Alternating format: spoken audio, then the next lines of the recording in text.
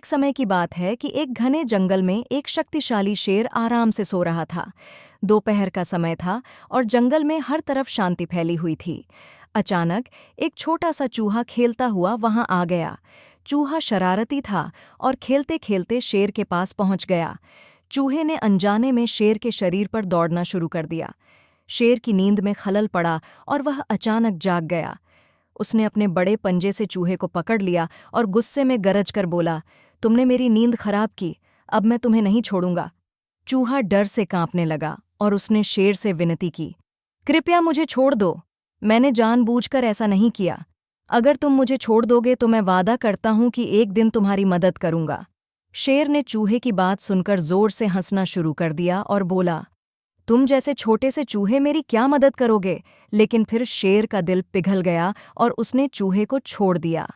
कुछ दिनों बाद शेर जंगल में शिकार की तलाश में था कि अचानक वह शिकारियों के बिछाए हुए जाल में फंस गया। शेर ने खुद को छुड़ाने की बहुत कोशिश की, मगर जाल बहुत मजबूत था। उसकी गरज की आवाज़ दूर दूर तक सुनाई दी। चूहा, जो पास ही कहीं खेल रहा था, शेर की गरज सुनकर तुरंत वहां पहुंच गया।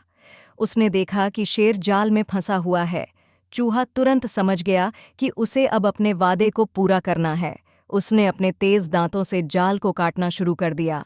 कुछ ही देर में चूहे ने जाल काटकर शेर को आज़ाद कर दिया। शेर ने चूहे का धन्यवाद किया और कहा, आज तुमने साबित कर दिया कि छोटे जीव भी बड़े काम आ सकते हैं। मैंने तुम्हें कमज़ोर समझा था, मगर आज तुमने मेरी जान बचाई है। चूहा मुस्कुराकर बोला, यह तो मेरी खुशकिस्मती थी कि मैं आपकी मदद कर सका।